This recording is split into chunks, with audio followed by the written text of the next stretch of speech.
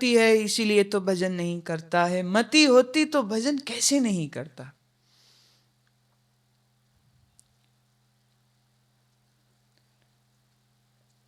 और जो गोविंद से जुड़े, उसका स्मरण करे, उसका भजन करे, और उसके ऊपर अगर कहीं सर्व परिग्रह भोग त्याग, श्लोक आया था सुबह में, परिग्रह ना करे, आवश्यकता से अधिक रखना, इसे कहते परिग्रह।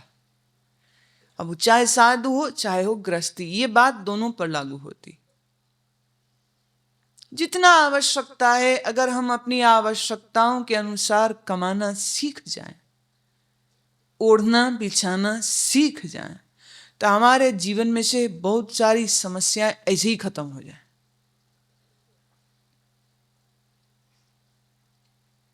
पर हम लोग वो हैं जो अपने लिए नहीं जीते, बिल्कुल नहीं जीते। ऐसे हम बहुत स्वार्थी हैं, लेकिन इस मामले में हम बिल्कुल स्वार्थी नहीं, दूसरों के लिए जीते हैं।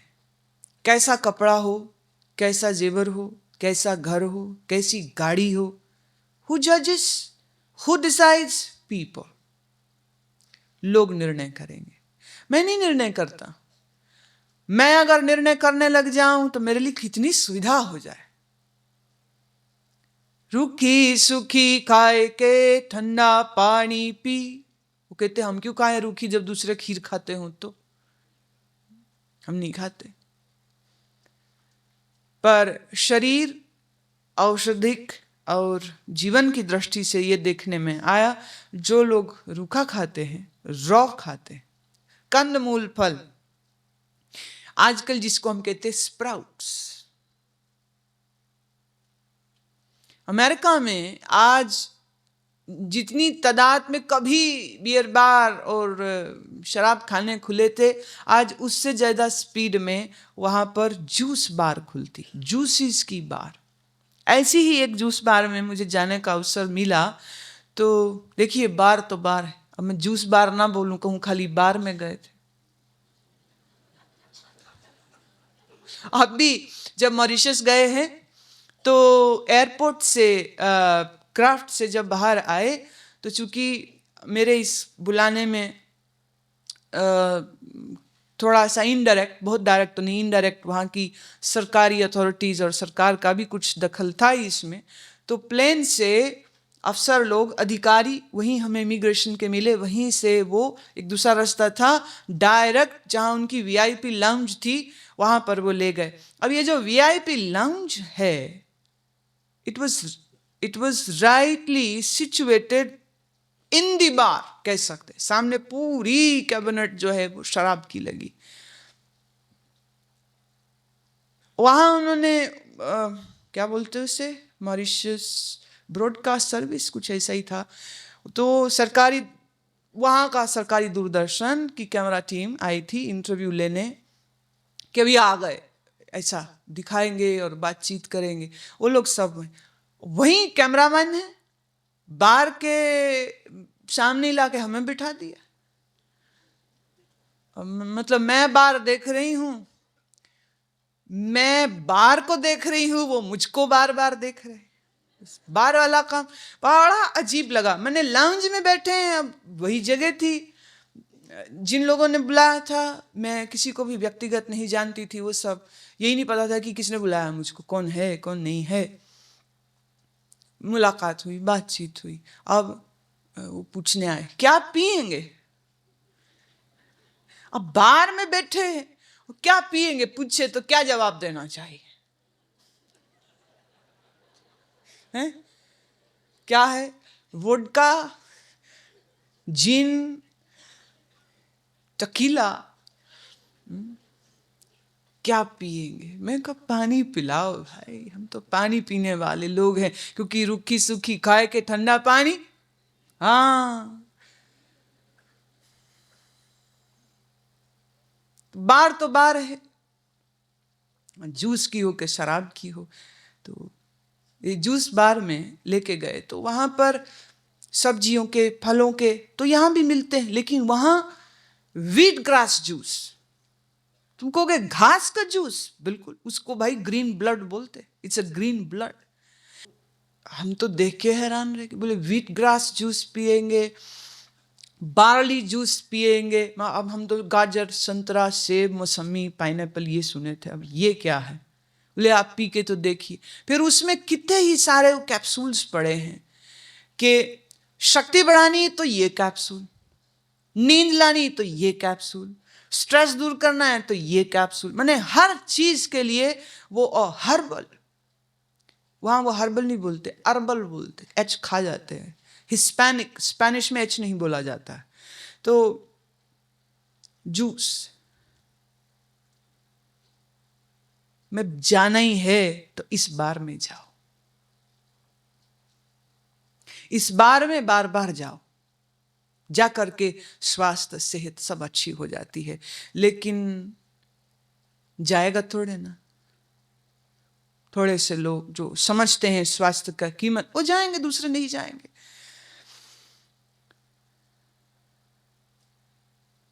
जानने पर भी जब हम उचित नहीं करते, सतसंगत्वे निसंगत्वम, निसंगत्वे निर्मोहत्वम, पीछे आ चुका श्लोक। सत्संग का अवसर मिले और उसको छोड़े और कुसंगत में जाए, ऐसे व्यक्तियों की बात तो हो चुकी बहुत। अब दूसरों की बात सुनो जिन्होंने सत्संगत की, सत्संगत की, संत सानिध्य में रहे, साधना किया, ध्यान में उतरे, प्रेमानंद लिया, प्रेम के रस को जाना, प्रेम के वियोग को जाना, ईश्वर प्रेम में तड़पना किसको कहते, इसको जाना, श्रद्धा को जाना, सात्विकता को जाना, सत्व गुण को जाना, सब सुंदर सुंदर जाना। और फिर आत्म चिंतनस, आत्मचिंतन करते करते उस स्थिति में आकर के खड़े हो गए जहां अपने स्व का, अपने होने का बोध हुआ और मुझे मेरे होने का बोध हुआ। तो मुझे मेरी मस्ती कहाँ लेके आई, जहां मेरे अपने सिवा कुछ नहीं है मस्ती ही मस्ती ही मस्ती है छाई, है मस्ती के मस्ती सिवा कुछ नहीं है। इस स्थिति में आए तो इस स्थिति पर जो पहुंचे, फिर अगली छलांग लगी कि मैं मेरे होने से पहले वाकिफ हुआ, फिर मैं मेरे होने में टिका, और फिर तीसरी, मैंने मेरे होने से भी छलांग लगाई उस ब्रह्मता में। साक्षी ब्रह्म स्वरूपाइक, नहीं भेद को गंध, साक्षी और ब्रह्म का भेद भी मिटा जब मेरा। तो ऐसी स्थिति को प्राप्त करने के बाद ये श्लोक का शंकराचार्य के शिष्य नित्यानंद के द्वारा कहा गया है, ऐसा माना जाता है। योग रतो वा भोग रतो वा संग रतो वा संग विहीन, एक दफे इस स्थिति को प्राप्त कर ले, फिर चाहे तो योग साधता रहे सारा जीवन, और चाहे तो भोग में रत रहे सारा जीवन। अब ये बड़ा खतरनाक श्लोक है एक दृष्टि से। आत्मा के बारे में सुन लेना आत्मज्ञान नहीं है, ब्रह्म के बारे में सुन लेना ब्रह्म ज्ञान नहीं है, मैं ब्रह्म हूं ऐसा सुन लेना भी ब्रह्म ज्ञान नहीं है। इसकी स्थिति होने को कहते हैं ब्रह्म ज्ञान हुआ। और जिसको ब्रह्म ज्ञान की यह स्थिति प्राप्त हो गई, उसके लिए अब वो योगी हो जाए कि भोगी हो जाए, संग में रहे कि सारे संग त्याज करके निवृत्ति परायण हो जाए, कहते अब नंदती नंदती, वो मस्त रहता है, वो आनंदित, आनंद में है, वो हमेशा भोग में रहे कि जोग में रहे। कोई कहीं ये ना समझ ले कि ये छुट्टी मिल रही है कि छुट्टी दे रहे हैं, या कहीं ऐसा लगता हो किसी को तो वो बहुत जल्दी साफ कर ले, हमने ज्ञान सुनना नहीं कहा, ज्ञान की स्थिति कहा है। और जानना किसको, जिसको आत्मस्थिति हुई, उसके लिए कहा था ना, कहाँ संसार हो, उसके लिए कहाँ संसार बचा। जैसे यह बोध हो जाने के बाद कि सर्प नहीं रस्सी है, तो आप सांप से डरेगा थोड़े ना। अब तो रस्सी को उठा के गले में डाल ले, भैंस को बांध ले, कोई टूटी चीज है उसको ठीक कर ले, लकड़ी का गंठल बांध ले। जब तक भ्रम था कि सांप डरता, रस्सी दिख गई, प्रकाश हो गया, अब थोड़ी डरेगा उससे, अब नहीं डरेगा। अच्छा, ना डरेगा ना पूजेगा। ब्रह्म से अगर सांप है मान ले, तो वो नाग देवता की पूजा करने चला जाए, या सांप है ऐसा भूल से लगे रस्सी की जगह, तो डर के भाग भी सकता। दो ही रिएक्शन होंगे, या तो डर जाएगा या तो नाग देवता आ गए ये मानेगा। पर जब प्रकाश में देखा वहां पर सांप है ही नहीं, वहां तो सिर्फ रस्सी का टुकड़ा पड़ा है, तो अब क्या करेगा? रस्सी की पूजा करेगा कि रस्सी से डरेगा? न डरेगा न पूजेगा। तो एक तरह से प्रश्न ये है कि जिसने आत्मबोध पाया वो जीवन कैसा जिएगा? त्याग का, निवृत्ति का, के प्रवृत्ति का, भोग का? किसका जिएगा? योग का, भोग का? किसका? प्रवृत्ति का, निवृत्ति का? अभी इस स्थिति तक पहुंचने के लिए सुरेश्वराचार्य का आया था ना, सुर मंदिर तरुमूल निवासः शय्या भूतल मजिनः वासः। जो वृक्ष के नीचे वास करता है, जो करतल भिक्षा कर लेता है, जो भूमि को ही अपना बिस्तर मानता है और किसी के साथ लेना देना कुछ नहीं है और सब भोग का त्याग कर दिया है, ये सब साधन थे उसी आत्मनिश्चय तक पहुंचने के लिए। पर आत्मनिश्चय हो गया तो अब क्या? बोले अब उसकी मर्जी, चाहे तो भोगी चाहे तो जोगी।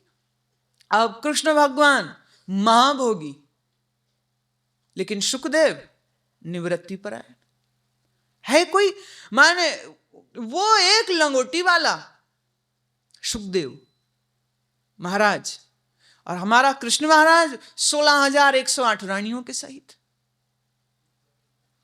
धन ये भगवान ही संभाल सकता, यहां एक नहीं संभलती। किसी ने कहा क्या क्या सबूत है कि वो भगवान थे, क्या सबूत है वो ईश्वर कोटि के थे? मैं कहती हूँ यही सबूत है। जो 16,108 औरतों को संभाले और वो आपस में लड़े नहीं, झगड़े नहीं, सब उसको पूजती है, नमस्कार करती है, इससे बड़ा और लक्षण क्या हो सकता? तुमसे एक नहीं संभालती।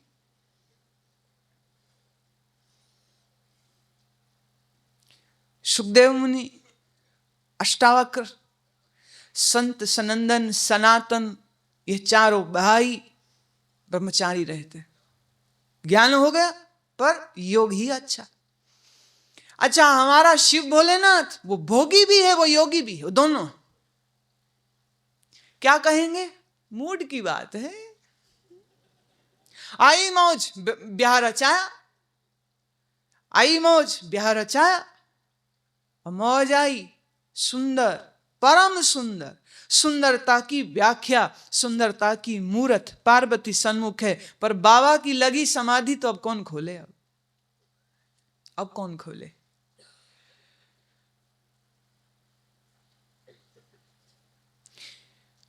भोलेनाथ भोगी भी है, भोलेनाथ जोगी भी है।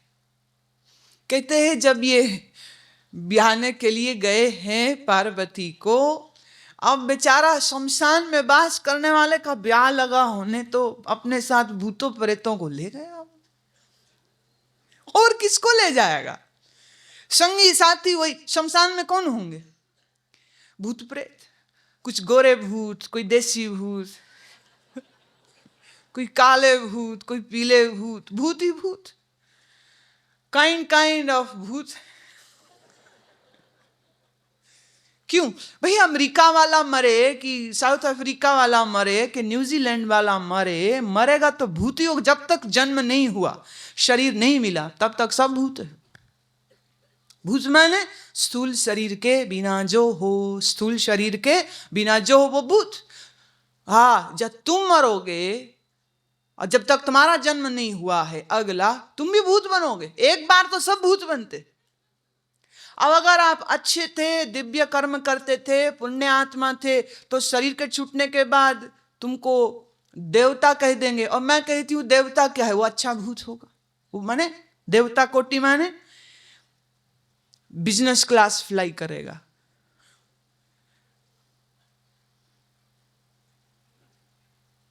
बहुत शक्ति होती है, बहुत लाभ, आशीर्वाद, कल्याण कर सकता है चाहे तो।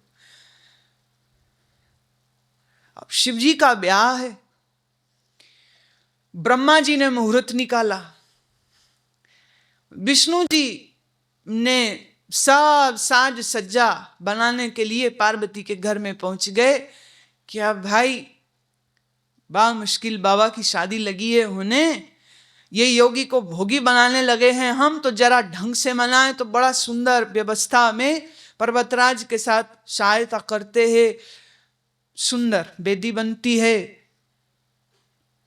कुबेर लाता है अपने सब खजाने में से सुंदर आभूषण, पार्वती को सजाते हैं, देवी को सजाया है। भोलेनाथ चलिए तैयारी करिए। भोलेनाथ चलो दुनिया जाएगी घोड़ी पे, ये बैठेगा बैल पे। बहुत समझाया कि बाबा आज के दिन बैल पे मत बैठ, बैल पे थोड़ी दुला जाता है। घोड़ी लाते, और हिंदू घोड़ी पे जाते हैं, घोड़ी लाते, घोड़ी पे बैठो। और ना हम तो नंदी पर ही जाएंगे। और कौन समझाए उसको? बैठे ही बैठे तो उल्टे बैठ गए, मुंह पूछ की तरफ, सींग आगे। अभी ये क्या तरीका हुआ? कहते देखो मेरी बारात में तुम सब नाच रहे हो, सब पीछे पीछे चल रहे हो, सब पीछे पीछे ना, हम मजा ना लें अपनी बारात का? मेरी बारात, मैं ना नाचू? चल नाच नहीं सकता हूं, ऊपर बैठा दिया, कम से कम देखने तो दो। तुम नाचो, तुम खुश हो, हम देखे भी ना। ऐसे ही बैठेंगे। समझाया ऐसे नहीं बैठो, सीधे बैठो। नहीं, अब कौन मनाया उसको? महादेव को। महादेव इसीलिए कहते ना महादेव। सांप लौट रहे गले में, फुंकार मार रहे। एक ने कहा इसको तो हटा दो, आज के दिन फुंकार मारते जाओगे क्या? बोले यही तो मेरे आभूषण। बोले आपने रुद्राक्ष पहना, हम कुछ नहीं कहते, पहनिए। आप कोई और श्रृंगार ना करो, ठीक चलेगा, कम से कम इसको तो निकाल दो, यही जाएगा। कहा चलो ये भी सही, कोई नहीं, इसको तुम्हारी जटा में घुसा देंगे, कहीं नाग को बोलेंगे घुस जा अंदर, बाहर नहीं निकलना। समझाएंगे उसको, तुम नहीं समझते वही समझ लेगा। पर ये खोपड़ी की माला तो उतार दे। खोपड़ी की माला पहने हुए दूल्हा, लोगों के हार्ट अटैक हो जाएंगे पर्वतराज के घर में। मत पहन इसको, तू मारने जा रहा है सबको। महादेव कहते नहीं ये तो जाएगा। क्यों? मेरा देवत्व इसी मृत्यु का ही तो है। मेरा देवत्व इसी से तो है। मतलब भगवान महादेव को हम मृत्यु का देवता बोलते हैं। जब प्राण भी तुम्हारा साथ छोड़ देता है, ऐसी हालत में भी मृत्यु का देव, यही शक्ति तुम्हारे संग होती है, और तो कुछ भी नहीं। तुम्हारी देह भी छूट गई, तुम्हारा प्राण भी छूट गया, तो यह जीवात्मा जिस प्रोसेस से गुजरती है उसका साक्षी तो शंकर कहते हैं मैं ही हूं। तो मैं इस खोपड़ी को कैसे छोड़ दूं? इसको तो नहीं छोड़ सकता, ये तो मेरे साथ रहेगी।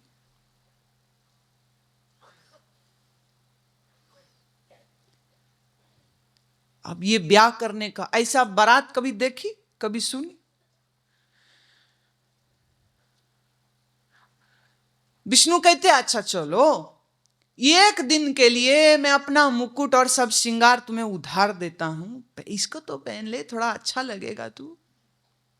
बोले हम क्यों उधार का पहने, हम नहीं पहनते, ऐसे ही जाएंगे, क्योंकि पार्वती ने मुझको प्रेम किया है मेरे इसी रूप से।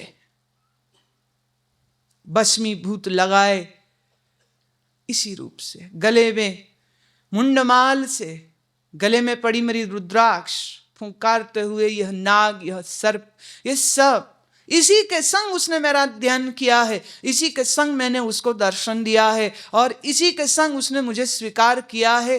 अब उस स्वीकृत स्वरूप को मैं बदलूंगा नहीं। वही हुआ जो होना था। बारात पहुंची पर्वतराज के, देखते ही माताजी तो बेहोश हो गई। आरती क्या उतारेगी, वो तो खुद बेहोश हुई पड़ी।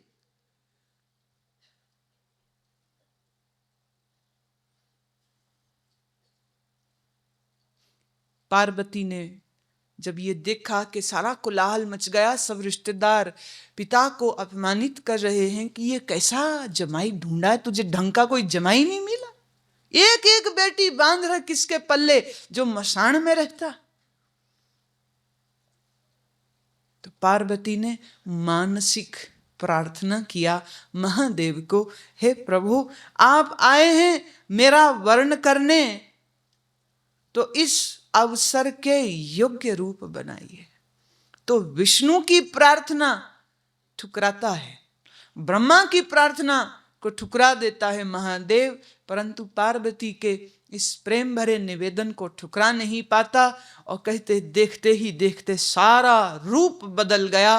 ना जटा है, ना सर्प है, ना नाग है, ना मृगछाला है, बल्कि सुंदर वस्त्र और आभूषणों से जगमगाते हुए महादेव के विष्णु जी भी शर्मा जाएं, इतने सुंदर प्रभु आज लग रहे हैं।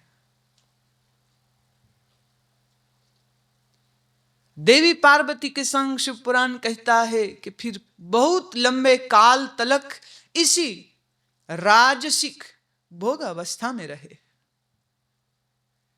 जन्मों जन्मों वर्षों के कठोर तप और वियोग के बाद जो मिलन हुआ है, उसका सुखद अनुभव दोनों ने परस्पर लिया, बहुत दीर्घ काल तक लिया है।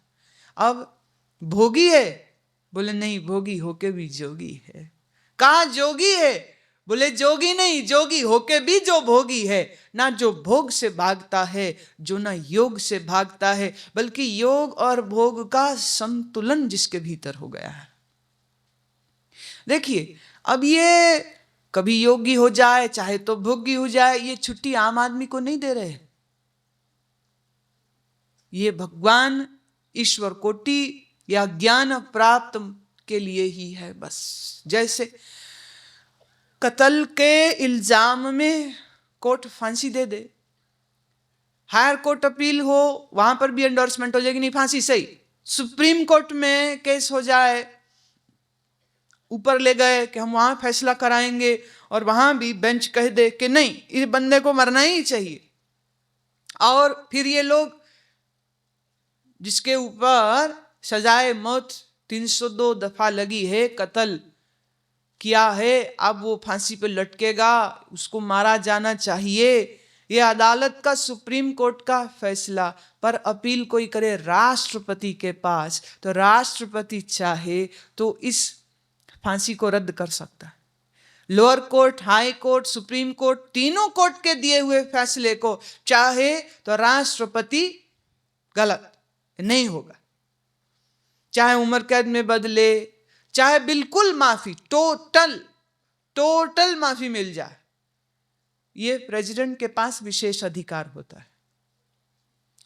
जब तुम ब्रह्म ज्ञान की पदवी पर बैठ जाते हो तो योग रतोवा भोग रतोवा की ये जो स्पेशल परमिशन है, ये भी तुमको फिर मिल जाती है। पहले नहीं, उसके पहले नहीं। रतोवा संग विहीना, के संग में रहे, मेले में रहे, कि सबका संग छोड़ करके बिल्कुल एकाकी हो जाए। यस्य ब्रह्मणि रमते चित्तम, जिसका चित्त ब्रह्म के रमण करता है, वो नंदती, वो आनंदित होता। Is in always in a joy, is always in a joy. नंद्यत्यैव, वह आनंद को भोगता, योग में रहे तो भी, भोग में रहे तो भी, पत्नी सहित हो जाए तो भी, पत्नी छोड़ करके ब्रह्मचारी हो जाए तो भी। इस स्थिति तक पहुंचने के लिए त्याग, वैराग्य, समता, श्रद्धा, विवेक, वैराग्य, ये सब सीढ़ी, ये सब कठिन यात्रा से जो गुजर गया है, गुजरने के बाद प्राप्ति हो गई है, और प्राप्ति हो जाने के बाद की घटना है, पहले की नहीं। ये बात याद रहे तुम्हें बहुत अच्छी से। भगवत गीता की चितधीता, गंगा जल लव कणिका पीता। वाह, ए मूढ़मती, कभी गया है तू गंगा के तट पर आचमन किया? कभी कणी भर, बूंद भर कहीं गंगा जल पिया? कभी भगवद गीता को पढ़ा? कभी अभी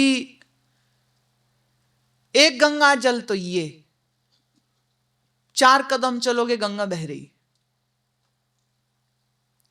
तो आनंद गिरी शंकराचार्य के यह शिष्य क्या ये कह रहे हैं कि इस गंगा जल को जो पिए और जो गीता का पाठ कर ले वो सुकृदपि येन मुरारी समर्चा, उस मुरारी की चर्चा को सुने कभी तो क्रियते तम्य यमेन न चर्चा, तो उस आदमी को यम से चर्चा ना करनी पड़ेगी। माने उस आदमी को मौत क्या छुएगी, उसको मौत का क्या भय? फिर इतना आसान है। गीता प्रेस वाले भगवद गीता कम से कम मूल्य में देते रहे, आज भी देते। पुरानी एक गीता किसी ने मुझको दिखाई, 5 पैसे की, 5 पैसे की गीता, 5 पैसा मोल दिया मैंने। कोटा उनका पास होता होगा, कागज सस्ता मिलता है, उसकी छपाई भर या ढुलाई ट्रांसपोर्टेशन में जो खर्चा आया सुखा है, तो 5 पैसे की। आज भी 5 रुपए में मिल जाती, 10 रुपए में मिल जाती, अच्छी जिल ले लो, हल्की ले लो, मिल जाती है। तो मैंने यहाँ गंगा जल पी लो, गीता पढ़ लो, तो इतने भर से यम से चर्चा नहीं होगी, माने यम से पीछा छूट जाएगा? नहीं, इसका गहरा अर्थ है। इतना सस्ता और इतना आसान, और क्योंकि अगर इतना ही ये आसान हो तो फिर ये इतनी लंबी चर्चा शंकराचार्य जी ने कर दी, उसकी जरूरत ही कोई नहीं थी। भज गोविंदम में 31 नहीं, बस एक ही श्लोक होना चाहिए था। गंगा जल पी लो, गीता को पढ़ लो और मुरारी की चर्चा एक बार सुन लो, दैट्स इट। मेरी समझ में सिर्फ इतना भर अर्थ नहीं हो सकता है, दोनों अर्थ है। बाहरी गंगा जल का महत्व क्यों? सबसे बड़ा कारण एक, भाई माइथोलॉजी कहती है, किंवदंती कहती है, शास्त्र कहता है, ये शंकर की जटा को छू के आई,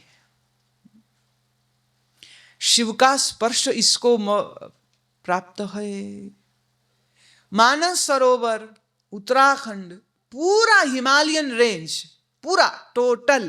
भाई ये तो दीवारें अब बनी ना, कि भारत, ये तिब्बत, ये नेपाल, ये तो अब बनी चीन, ये अब बनी दीवारें। पौराणिक काल 10,000 साल से भी पुराना है, तो वहां न तिब्बत न चीन इस नाम की तो देश कहीं थे ही नहीं। कहां थे? They didn't even existed. Himalayan range total, कहा ये पूरा हिमालयन जो हिम प्रपात का, हिमालय का ये जितना ये श्रृंखला है, ये सारी ही शिव की सैरगाह है। सारी कहाँ सैर करते रमन? कहाँ करते? बोले यहीं करता है वो रमन, यहाँ वहाँ यहाँ। एक बार जब हम लोग अमरनाथ जब गए, कठिन थी यात्रा, शेषनाग पर जाते पहुंचे जब, तो मेरे साथ कुछ लोग थोड़ा ठंड से बीमार हो गए। तो बीमार हुए एक यात्री ने हमसे पूछा, ए शिव जी इतनी कठिन जगह में क्यों बैठते? ये पहलगाम में क्यों नहीं बैठे? वहीं बैठ जाते हैं, आसानी से दर्शन होता। इतना दूर, इतना दूर। भाई वो संग विहीना रहना जब पसंद करता है तो उसको यही क्षेत्र अच्छा लगेगा, और कौन सा? संग विहीना माने एकांत। एक ने पूछा ऐसे कैसे संभव है कि इतनी बर्फ की जगह में कोई रह सके? तो अगर तुमको याद हो तो 3 वर्ष पहले यहाँ मेरे पास एक योगी आए थे, सुबह सत्संग की बैठक में भी श्रोता बन करके वो सुन करके गए हैं। 25 साल से लंबा अरसा वहीं रहे हैं, वो गोमुख में ही तो रहे। -35 डिग्री, 0 डिग्री पे बर्फ जम जाती है, और -35 डिग्री में 20 साल से अधिक समय तक वो रहे। ये कोई कपड़ा नहीं गरम, कोई शाल नहीं, कोई कुछ नहीं, एक लंगोटी में रहे। तो जब एक मनुष्य हमारे देखते देखते अपने शरीर को इतना ट्रेंड कर सकता है कि इस हिम की जगह में वो रह सके, तो महादेव क्यों नहीं रह सकते? फिर ईश्वर कोटि को कोई समस्या नहीं, ना स्थूल शरीर की, ना स्थूल शरीर की बाधाएं और लिमिटेशन उन तक होती। गंगा शिव के द्वारा स्पर्शित है। एक ये गंगा के तट पर हजारों वर्षों से मुनियों, त्यागियों, तपस्वियों ने पुण्य अपने छोड़े। तीसरा एक वैज्ञानिक कारण देती हूं, गंगोत्री से लेकर के कम से कम ऋषिकेश तलक जितने हिस्से में गंगा बह रही है, इतने हिस्से में धरती का मैग्नेट जो है वो बहुत सक्रिय है, जिसकी वजह से गंगा का जल मैग्नेटाइज्ड है। जैसे आज मैग्नेटाइज्ड पानी करके, चुंबकीय पानी तैयार करके रोगों का उपचार किया जाता है, इसी तरह से ये जल चूंकि प्राकृतिक रूप से चुंबकीय है, naturally magnetic water it is, दस इसके पीने के बड़े लाभ हैं। जितना प्रदूषण इसमें हो रहा है, जितनी गंदे नाले इसमें छोड़े जा रहे हैं, एक तरफ गंगा पूजेंगे, दूसरी तरफ पूरे शहर का सीवरेज छोड़ देते बीच। कानपुर देख लो, इलाहाबाद देख लो, सत्यानाश कर है, टैनरी का गंदा पानी निकाल देते इसके अंदर, सीवरेज निकल रही, दुनिया भर का मल मूत्र सब उसमें डालते चले जा रहे। पता नहीं है कब तक। वैज्ञानिक तो आज बहुत चिंतित है इस विषय में। ऊपर ग्लेशियर छोटा होता जा रहा है, रोज रोज गर्मी बढ़ती जा रही है, ग्लेशियर छोटा होने से जल का वॉल्यूम कम होगा, नीचे आदमियों ने प्रदूषण कर दिया, इधर पीछे डैम बना रहे हैं, बांध बना रहे हैं, उससे भी समस्याएं होंगी, मालूम नहीं क्या हो। पर शायद समय रहते ये चेत ही जाएं तो अच्छा ही है। चेत जाएंगे भी, चेताना पड़ेगा भी, दोनों काम करने होंगे। तो एक तो ये बाहरी गंगा जल, दूसरा मिल्की गैलेक्सी। मिल्की गैलेक्सी माने जो आकाश में जो नाभिकीय कोण है, मिल्की वे जिसको कहते हैं, आकाशीय गंगा जिसको कहते हैं, वह गंगा और यह गंगा का भी रिश्ता आपस में जुड़ा हुआ है। माने नक्षत्रों की सही सिचुएशन और पोजीशन की वजह से भी गंगा के जल में बहुत अच्छी किरणें और तरंगे पहुंचती। कहते भगीरथ ने इसको उतारा था, नहीं तो ये स्वर्ग में ब्रह्म के लोक में वास करती थी। अब इसका आध्यात्मिक पक्ष सुनिए। गंगा माने ज्ञान, गंगा माने ज्ञान। तुम भगीरथ बनो और तुम भगीरथ बन करके अपने भीतर इस ज्ञान रूप गंगा को उतारो, और इस ज्ञान रूपी गंगा का अगर एक कण भी तुमने पी लिया, कल्याणमस्तु, तुम्हारा कल्याण हो जाए।